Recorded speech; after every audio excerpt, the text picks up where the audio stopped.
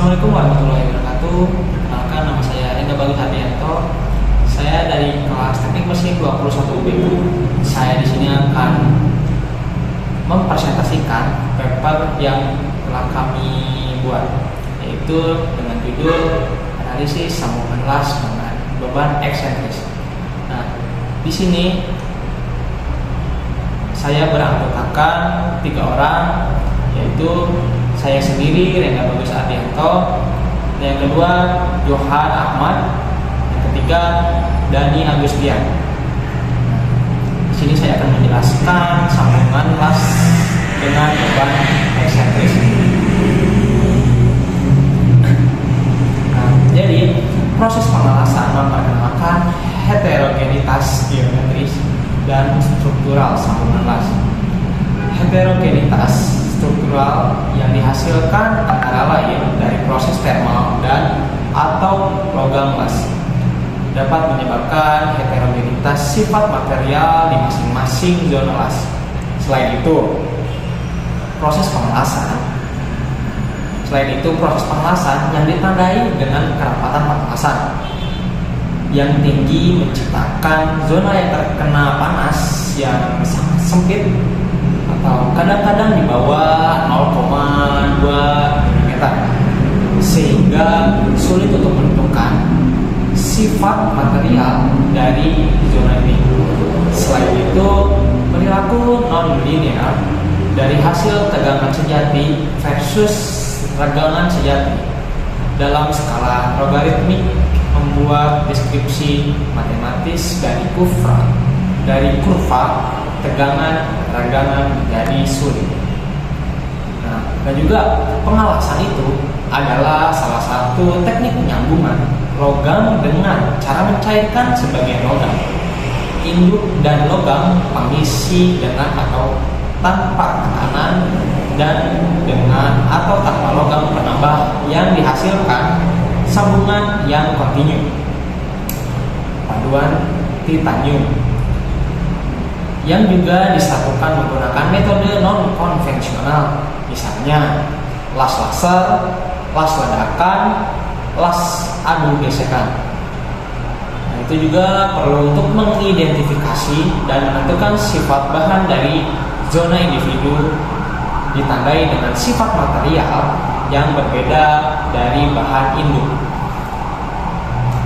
Lanjut, ada sambungan las. Nah, sambungan las itu seperti sambungan las welding joint merupakan jenis sambungan tetap. Sambungan las menghasilkan kekuatan sambungan yang besar. Nah, dari sambungan las ini ada beberapa macam, yaitu ada butt joint, ada head joint, T-joint, edge joint, dan corner joint. Nah, proses pengelasan secara umum dibedakan menjadi 2 kelompok besar, yaitu las dengan menggunakan panas saja atau fusion welding atau cair atau lembut yang meliputi thermic welding, dan juga gas welding atau las karbit atau las asetilin, dan electric welding, las listrik. Jadi las dengan menggunakan panas dan atau tekanan forge welding atau di tempat. Nah, dan lanjut. Jadi beban eksentris itu dapat terjadi pada sambungan las dengan berbagai cara. Ketika tegangan geser dan tegangan bending secara simultan menjadi pada sambungan. Nah, terjadi pada suatu sambungan di mana garis kerja bebannya tidak melewati titik tengah sambungan. Nah, jadi akibatnya beban pada komponen sambungan tidak sama atau tidak seimbang. Nah, ada juga perhitungannya seperti mencari pusat gravitasi sambungan. Jadi di mana A itu adalah luas tiap paku kling dan X yaitu jarak paku kling terhadap OY, dan Y adalah jarak paku kling terhadap OX. Baik, selanjutnya saya akan melanjutkan materi yang tadi sudah dipaparkan oleh teman saya tentang beban eksentris. Selanjutnya beban eksentris atau untuk beban P1 sama dengan P akan mengakibatkan adanya benda geser pada sambungan, dan jika diameter keling sama, maka beban geser tersebut akan bekerja dan terbagi dengan besaran yang sama untuk tiap paku keling. Untuk selanjutnya, pengaruh P2 sama dengan P akan membuat sambungan mengalami momen torsi sehingga akan menimbulkan beban geser kedua atau F pada sambungan. Asumsi yang digunakan adalah beban geser sebanding dengan jarak radial paku keling terhadap CG.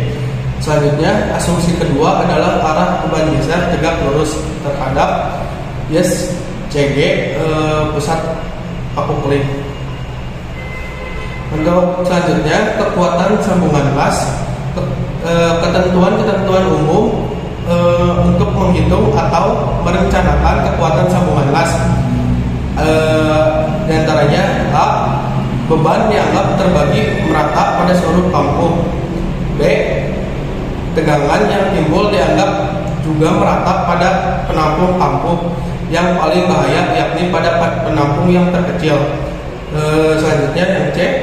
Pada umumnya las listrik yang dipergunakan untuk menerima atau memindahkan beban juga untuk sambungan yang harus kuat dan serap air.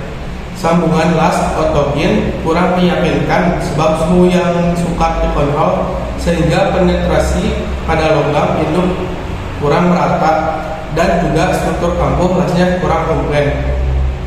D. Selalu diusahakan agar bahan untuk logam pengisi mempunyai kekuatan yang seimbang atau sama dengan kekuatan logam induknya atau bendanya. Untuk E. Dihindarkan berkumpulnya biji las. F.